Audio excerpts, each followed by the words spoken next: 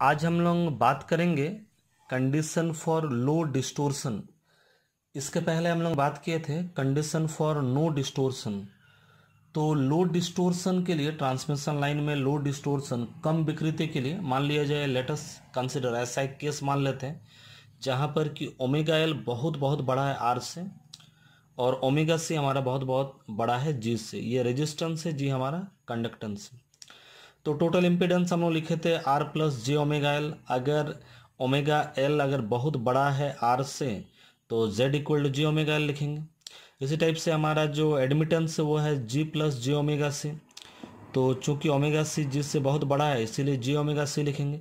जे हमारा जो imaginary term है, बहुत सी जगह में हम लोग आई लिखते थे, यहाँ पर जे लिख रहे हैं इमेजिनरी टर्म। इमेजिनरी टर्म का मतलब है आप लोग जानते हैं 90 डिग्री फेज का चेंज को ही हम लोग इमेजिनरी टर्म से रिप्रेजेंट करते हैं। जैसे अल्फा प्लस जे बीटा अगर होता, अल्फा प्लस जे बीटा अगर होता तो अल्फा अगर इधर है तो जे का मतलब है 90 डिग्री टर्न, 90 डिग्री टर्न होगा जे।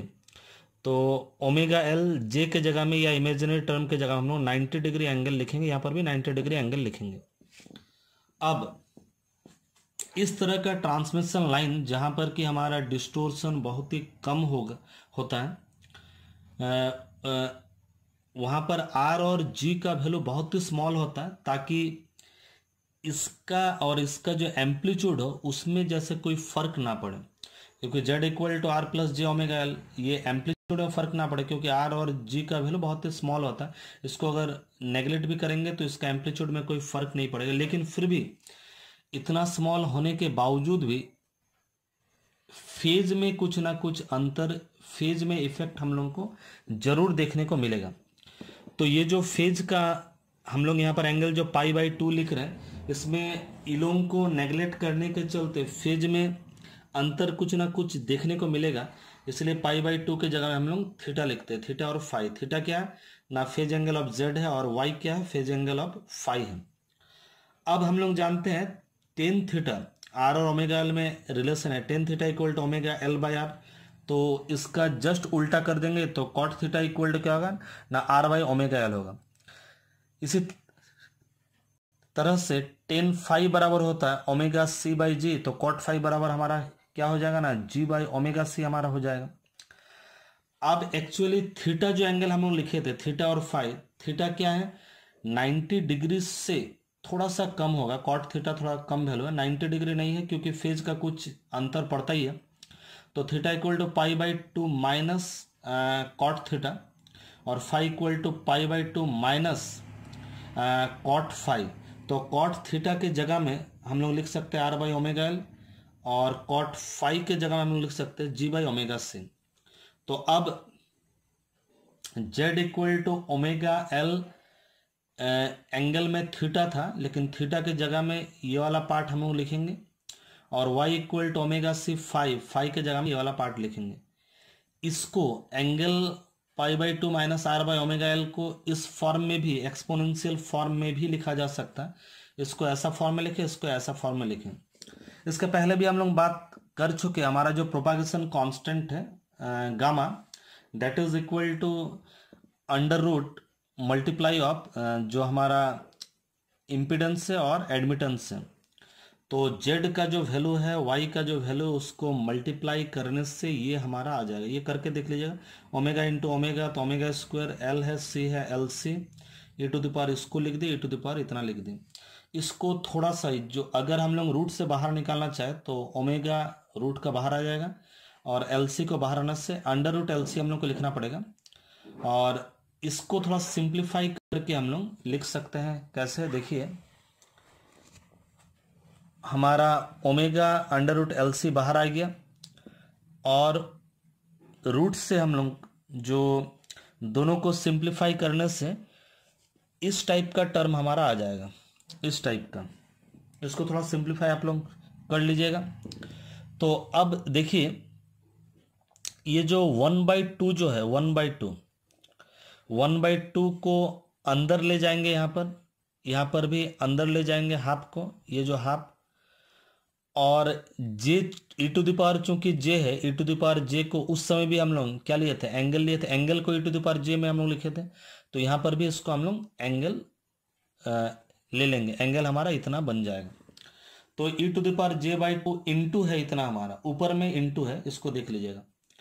लेकिन हम लोग ये भी जानते हैं प्रोपागेशन कांस्टेंट ये हमारा gamma equal to alpha, alpha हम लोग पिछले वीडियो में बात किए थे, एटेन्यूएशन कांस्टेंट था हमारा, ये बीटा हमारा फेज कांस्टेंट। तो gamma equal to alpha plus j beta और that is equal to omega under root L C, और इसी के जगह में एंगल अगर हट जाए तो जे बाई जो 2 था, हम बोले थे इसमें थोड़ा लिखने में गलती हुआ, इसको ऊपर लिखना पड़ेगा। तो ये ऊपर हम लोग लिख दें, ये आर बाई ओमेगा एल है plus G by omega C, जैसे था उसी को वैसे हम लोग लिख दिए।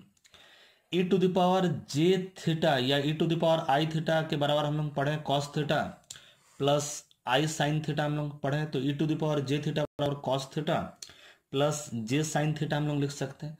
इसमें वैसे ही हम लोग लिखे, इसको थोड़ा सा अगर हम लोग सिंप्लीफाई कर देंगे तो सिंप्लीफाई करने के बाद हमारा इस तरह का टर्म हमारा आ जाएगा, सिंप्लीफाई करने के बाद। लेकिन हम लोग पहले ही कंसिडर किए ओमेगा एल बहुत बहुत बड़ा है आर से, ओमेगा सी बहुत बहुत बड़ा है जी से, इसीलिए ये जो टर्म है ब्रैकेट के अंदर में जो टर्म है वो बहुत ही स्मॉल क्वांटिटी। और हम लोग जानते हैं जब ये एंगल जो है ये बहुत ही स्मॉल क्वांटिटी है, तो स्मॉल क्वांटिटी में साइन का एंगल, अगर साइन वाला अगर कोई एंगल है साई, और साई अगर छोटा है तो साइन साई बराबर हम लोग का साई हो जाएगा, और कॉस साई अगर बहुत ही छोटा है तो वो 1 हो जाएगा, क्योंकि कॉस साई अगर बहुत छोटा है जैसे मान लीजिए 0 के आसपास है तो 1 होगा, और साइन साई का अगर एंगल छोटा है तो वो साई हो जाएगा। तो हम लोग क्या लिख सकते हैं, ये जो पार्ट था ये तो गामा वाला पार्ट था, गामा माने अल्फा प्लस जे बीटा, इसको वैसे ही लिखें, साइन का जो एंगल छोटा एंगल वो तो साई हो जाएगा, इसीलिए साइन का जो एंगल था वो साई लिख दिए, प्लस जे का जे, कॉस का जो एंगल था वो क्या लिख दिए 1 लिख दिए। तो ये टर्म हमारा इतना बच गया। अब इक्वेट करेंगे रियल पार्ट और इमेजिनरी पार्ट, यहाँ पर इमेजिनरी पार्ट है, यहाँ पर रियल पार्ट है, तो लेफ्ट के साथ इक्वेट करेंगे तो अल्फा हमारा रियल पार्ट है, तो अल्फा में हमारा क्या बचेगा, ये वाला टर्म हमारा बच जाएगा अल्फा के लिए। तो अल्फा इक्वल टू हम लोग लिख सकते हैं इतना, इसको इसके साथ मल्टीप्लाई कीजिए तो ये हमारा रियल टर्म है अल्फा, इसी को हम लोग और सुंदर ढंग से इस फॉर्म में हम लोग लिख सकते हैं। और इमेजिनरी टर्म यहाँ पर जे का जो कॉफिशियंट है वो कितना है, इधर में 1 है, इधर में omega under root L C, तो बीटा की जगह में omega under root into under root L C हम लोग लिखेंगे। अब हम लोग आगे देखते हैं, हम लोग इसके पहले भी बात किए जो इम्पीडेंस जो होगा, इस तरह का जो लाइन, जो लो डिस्टोर्शन वाला लाइन का इम्पीडेंस का जो फॉर्मूला होता है वो होता है जेड बाई वाई का अंडर रूट। तो इसके पहले जो हम लोग जेड और वाई का जो वैल्यू हम लोग निकाले हैं, जेड और वाई का, ये आप लोग देख लीजिए, ये है जेड का वैल्यू, ये है वाई का वैल्यू। तो इसका वैल्यू हम लोग यहाँ पर पुट कर देंगे, इसका वैल्यू जब हम लोग पुट कर देंगे तो इस ढंग से हम लोग को मिलेगा।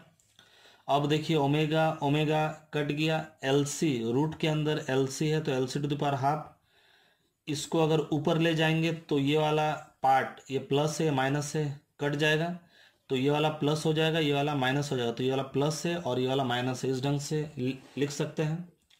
फिर इसी को L by C to the power half, ये रूट को टू द पावर हाफ हम लोग लिख सकते हैं, टू द पावर हाफ, तो टू द पावर हाफ हम लोग लिख सकते हैं, या तो E to the power J के जगह में, पहले हम लोग बोले E to the power J के जगह में एंगल हम लोग लिखेंगे, तो ये जो हाफ पावर में है ये मल्टीप्लाई हो जाएगा, इतना हो जाएगा।